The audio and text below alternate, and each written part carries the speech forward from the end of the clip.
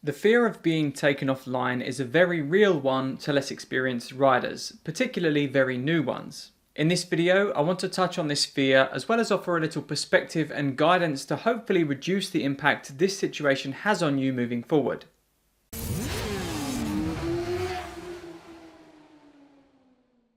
I can still recall the few occasions of sheer terror on some of my earlier days on track when another rider would position themselves on the inside of me right before entering a corner. The idea that I now couldn't take the line I wanted to take left me rushing to panic stations internally, thinking that I would now completely blow the corner and possibly head right off the track. So why is being taken offline so scary?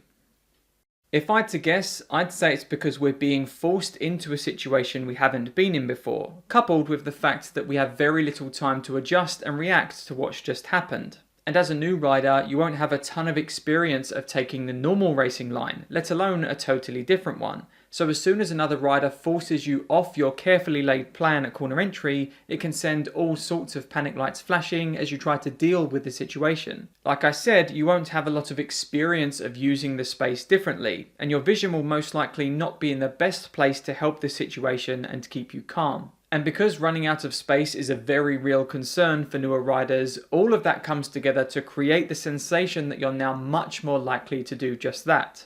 But here's why this can actually be a good thing. While it may not feel like it at the time, this situation is actually a positive one. In the vast majority of cases when the pass is clean, that is, because it starts to show you that there's multiple ways in which you can use the space you have, and that there's more than enough space for these variations to be viable and safe. It's a lesson that most learning riders will experience at some point or another. The lesson that there's more than just one single line around the corner, and that straying off that typical line doesn't mean instant doom. The trick is learning how to deal with it in the moment. As I alluded to a while ago, vision will be one of the reasons this panic starts to form, especially if your visual skill leaves a lot to be desired. As the other rider comes past, they can take your attention away from what you were looking at, or possibly block your view from the corner altogether, making it difficult to get perspective on the space you have and where you are in relation to it. But like most situations where running out of space becomes a concern, it's having your vision working for you that will help keep that panic in check and help you make it around the corner just fine.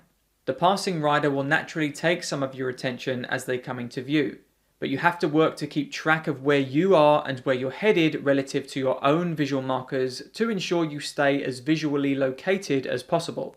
Depending on when the rider places themselves on your inside, this could mean using your braking marker to judge when to begin braking and how much braking effort you use.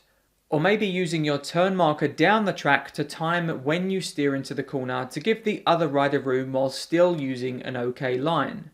Basically, the more context you have of your position and speed, the more in control you're going to feel.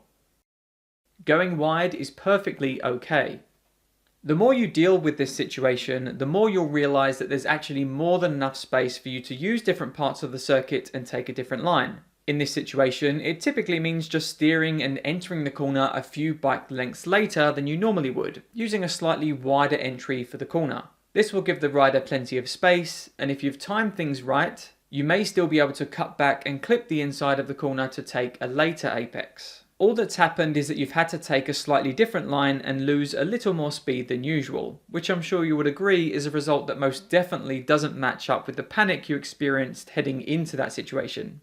I'm also sure that many experienced riders watching this will wonder why this video even needs to exist because it's such a non-issue for them now, but it is a very real panic situation for a lot of newer riders. The keys are to do your best to stay as visually located as you can using your reference markers and visual skill so that you have better perspective on the space you have, and then to simply realize that being taken offline isn't the end of the world. In truth, that second one isn't really something you can change until you've been through that situation a number of times though. So just be patient and the feelings of panic will undoubtedly reduce with each occurrence of it happening. Have you ever experienced the panic of being taken offline? And if so, how did you deal with it? Tell us about it in the comments down below. And if you liked the video, then please hit the button and subscribe to the channel for more performance riding advice and guides moving forward. I'll see you in the next one.